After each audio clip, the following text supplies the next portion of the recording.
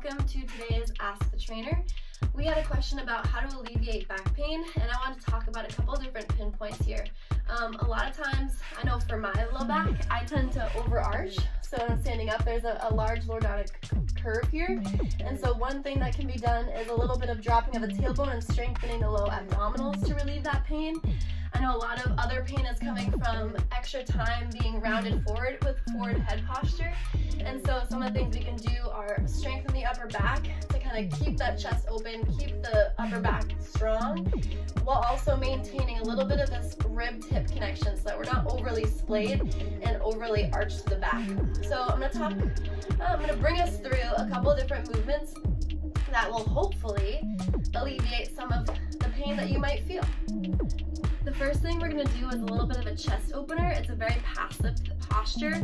I start some of my yoga classes with this, and it's just a really nice way to bring us into this kind of chest lifted position rather than this overly hunched position. So if you have blocks, you're going to grab those. Don't worry, I'll give you another option if you don't have blocks. But in case you do, the first block is going to be at the lowest height, and it's going to rest right at the base of your shoulders, your shoulder blades. So place that block right at the base, melt your back along that block, and then the other block, have it the medium height, and place it right underneath your head.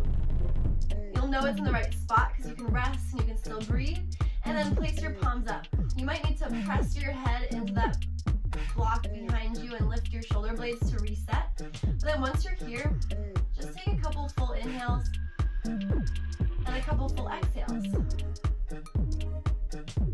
And this can be a great way maybe just to kind of start your workout or start your exercises, just kind of ground yourself and get ready for what's to come.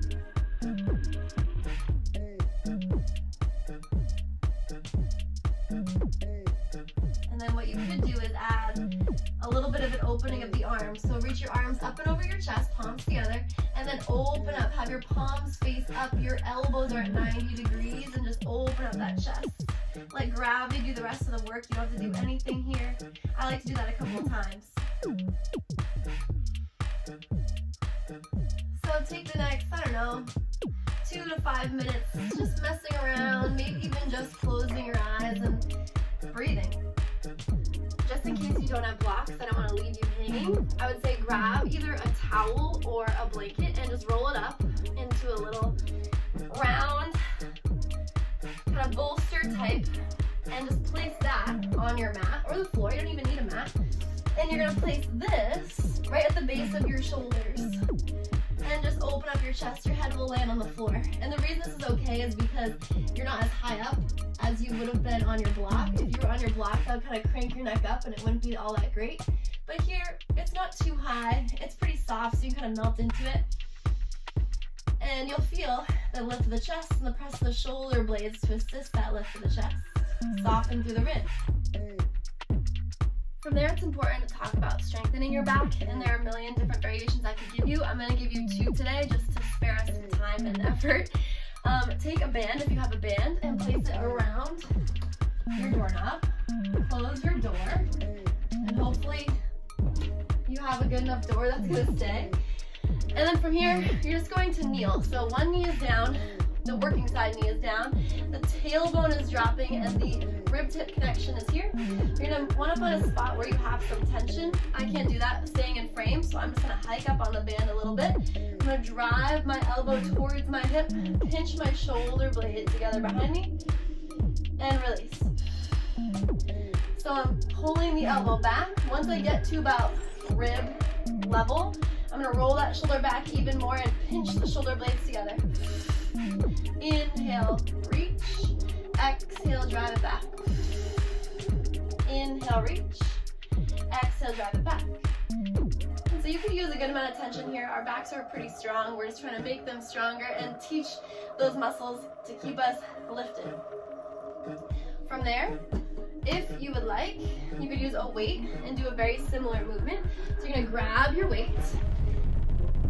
Nice long lunge stance, and that's so you can support yourself on your thigh, keeping length through your whole spine. There's still a similar drop in the tailbone here, I'm gonna send my elbow towards my rib, and then again, roll that shoulder back. Pinch the shoulder blades together. Inhale, release. Exhale, drive it back. So you do maybe 5 or 10 on that side, and then switch sides. It really depends on how heavy your weight is and where you're at. Since we spend so much time in this kind of forward flexion, it's good to remember or remind the body about extension. So what I'll have you do is come down onto your belly. And with your belly down, you're going to take your hands on the outside of your mat and your elbows just below your shoulder line. Tops of the feet can be down, nose is hovering over the floor. On an inhale, you're going to roll your shoulders down and back. Drop your tailbone down, and that's to help kind of support the low back. Root down through your forearms softly. Gaze forward, keep length to the back of your neck. Stay for an inhale. And exhale, lower down. Do that 2 more times. Roll those shoulders. Drop your tailbone, root to the forearms, lift, hover. Good. Exhale, roll down. 1 more. Good. Keep length to the back of the neck, crown of the head reaching forward. Roll yourself back down, and then the next level here would be hands by your side, fingertips towards your toes. Roll those shoulders back. Reach the fingertips to the toes, lift, hover. Stay for an inhale. Exhale, lower down. Roll the shoulders, reach towards the toes, hover, hold. Good. Exhale, lower down. 1 more, just the same. Roll the shoulders, reach the fingertips towards the toes, brace the belly. Good, and lower down. The next thing we'll do is just a little series to alleviate back pain. It also kind of teaches, or low back I should say, it also teaches the pelvis where it should be if you happen to have a little bit of an exaggerated lower back arch. So come on down to the floor. Your knees will be in line with your hips, your heels just in front of your glutes. Let your chest open. Drop your tailbone down, flatten out your low back. As you do that, exhale through pursed lips, and you'll feel this kind of rib-tip connection. There will be this natural belt that is created down by your low belly. Inhale, release. Exhale, press your low back down. Feel that wrapping around the lower abdominals, and release. Do that 1 more time. Exhale, press. Maintain that low back flat to the floor. Start to curl your hips, tailbone towards your heels, and lift your hips up and off the floor. Press your shoulders down. Keep your chest lifted, but notice if you lift so high that your ribs flare. Instead, send your tailbone towards your knees, ribs towards hips, belly brace.